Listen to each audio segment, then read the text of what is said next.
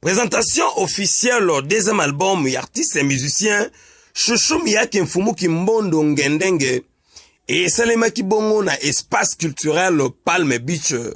Ndenge Salemaka lolenge mokona ba grande star l'artiste et musicien Abanda Kibongo na conférence de presse ndenge bozali komona bilili ba chroniqueur nyonso RDC oyo ya minene ba yaki pona ko assister le grand artiste Chouchou Miyake azalaki bongo soumis na jeu de questions et réponses parmi ba grand journaliste oyo ba yaki na esika e tonotaki présence ya l'incarnation de la presse Roger Kibansa le responsable ya magazine Poissa ye atunaki ba question misato lokola Chouchou Miyake azalaka bongo sans complexe ndenge ya mibengaka a répondaki kitoko pe sagement na ba question eye.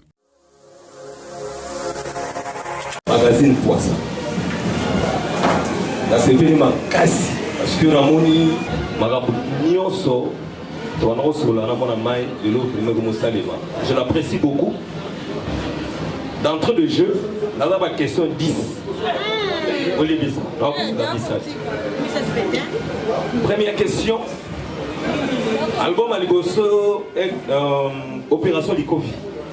Tout le monde qui fit Moko Chouchou Miyake Salaki na Tatiana Cruz. Et deuxième album Oesalami Touro 3h30. Asali ba fit Belé, Asali na Teplique, na Vibrator et consorts. Nangina Tuna Miyake sans featuring Rokokate. Osala ngo pona ki mutema malamu poli ninga tomona ke yo moko sans fit et aussi mbate. Deuxième question, Miyake okina ba maïni l'album. Parce que ba bengi orumbiste et activités et ande olingi. Mais ndenge balobaka ke na sali mo wo nakena mo chacho nakena mo demba yo beti okepena na bal na ba maïni. Et puis pour yo modèle na yo azalaka nani parce que na ko ko mo mélancolique ngamo on ko cerner bien té mais so ko zo yemba vraiment na kangi biso na bino no mwana mbali yo ko kaka so yo pena la nani modèle no azanani. Troisième question à Souka d'habite ba plateforme yo big sabino bokomaka na bimisa on a tena plateforme tel na tena mais na tango kana to ba ki na bimisi ngana journaliste en solo na limite on en termes d'exemplaires. Premier album, on a combien d'exemplaires? Au TK combien? Et deuxièmement, on dit combien d'exemplaires? Bon, on a évité. On dit combien d'exemplaires? Pour lever la réussite album, il faut lever la vision, on a 5 exemplaires, on a été autant. Si vous réussite à l'évolution par rapport à quoi? Par rapport à Moutouka? Par rapport à Instrima? Par rapport à quoi? Merci pour la. Les gens savent la musique à Congo, mais ce n'est pas les moments où on ne va pas comprendre pourquoi.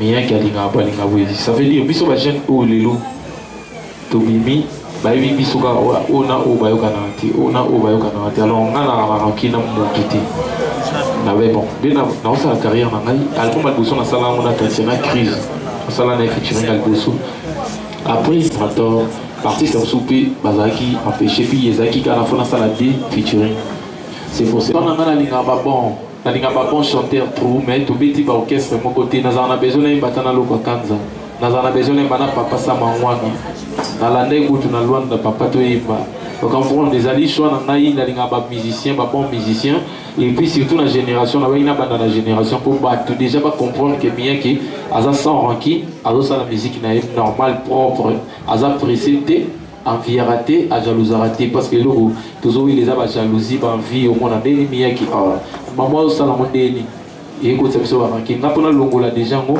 la belle fois ça va featuring n'a pas massa auto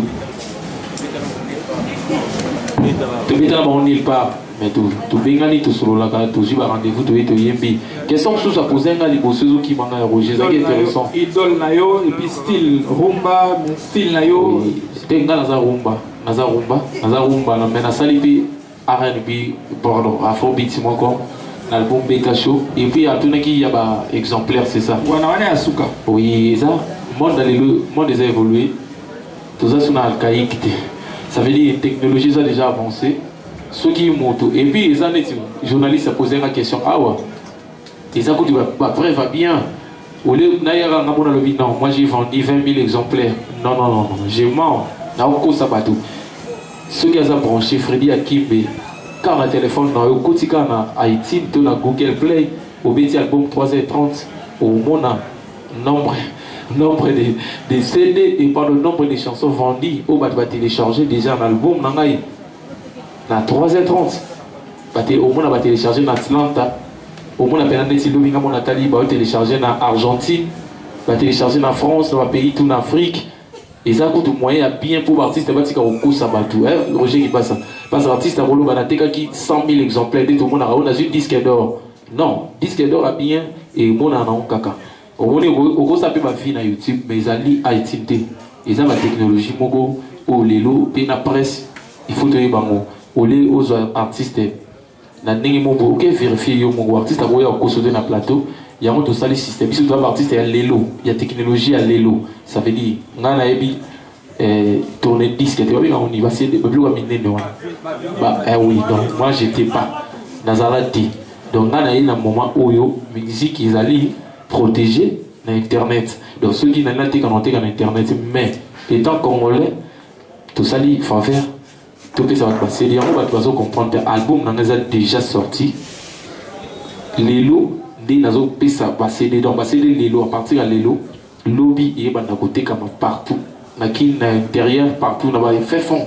Passer des psycho et il y a moins de tous autres disponibles. Mais l'album est déjà téléchargé depuis décembre. Pas de façon de c'est ça. Et puis la question roubiste, voilà. Question. Après conférence de presse. Mobangé na soirée avec un grand concert, un spectacle haut en couleur inédit. Nenge vous avez comme on a Bililu, le grand chanteur rumbiste Chouchou Miyake et l'ongo na orchestre na Mobimba. Basalaki une très bonne prestation. Lokola azalakane sans polémique. Pe alingaka ba problème te. To notaki présence yab artiste ebele. Lokola est le phénomène et sobe. Oyo a représenté qui artiste comédien nyoso kasi to mona ki pe lisusu présence il y a groupe d'accompagnement quelques musiciens il y a Fally Ipupa DiCaprio bango pe bayaki bongo pona ko sepela elongo na les rumbistes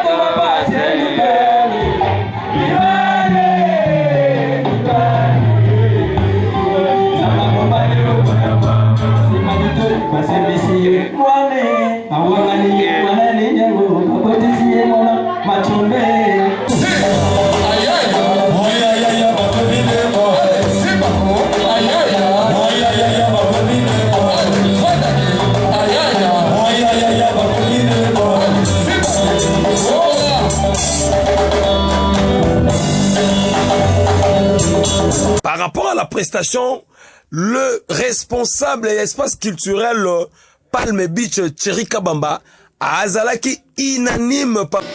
Mais quant à voir que, malgré Mboula, vous tenez à rester et à assister à ces spectacles, je vous félicite d'abord, vous le public, pour la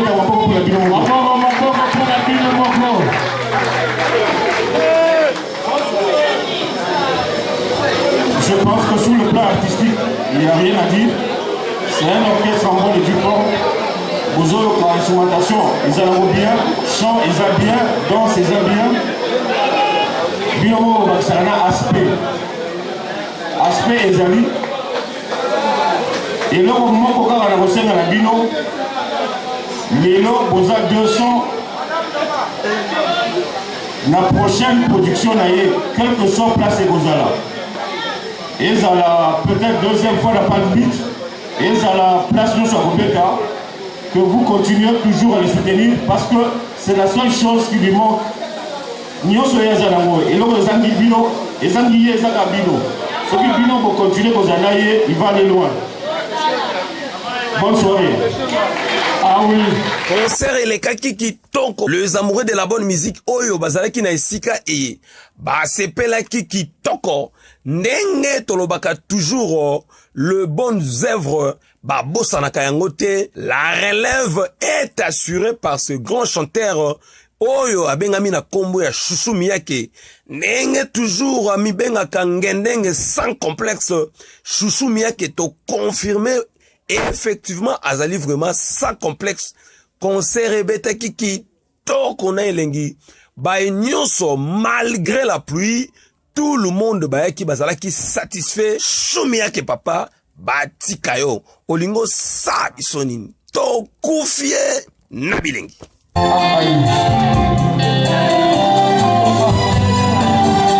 Baiba, kavenia matanga na linda lala. Asi ya bolingo sembo longo dindi, volbindu.